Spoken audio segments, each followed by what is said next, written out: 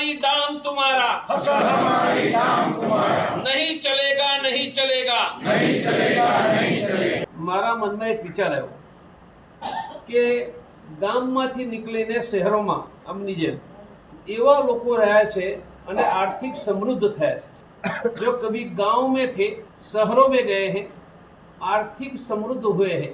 શું એવા લોકો પોતાના ગામને આ ખેતીના નુકસાનમાં મદદ કરી શકે?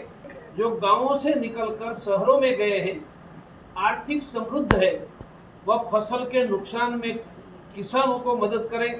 अंबानी, अदानी, जायडस બહુ મોટી દવાની કંપની છે, પંકજ પટેલ, निर्मा करसनभाई पटेल, जो मैंने नाम दिए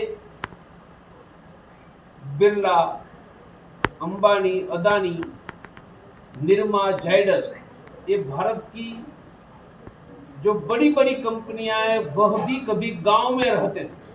जायडस के मालिक पंकज भाई पटेल खेड़ा के भादरण का पटेल। तो मन में विचार आयो कि आवा लोको पोताना गाम माटे पैसा एकठा करी खेडूतोने मदद करी सके।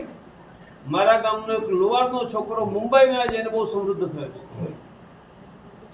મને પણ હિન્દુત્વના કામમાં પૈસા આપે, એની પાસે માંગ્યા અને આજે સાંજે મારા ગામમાં મોટી રકમ આપવાનો છું।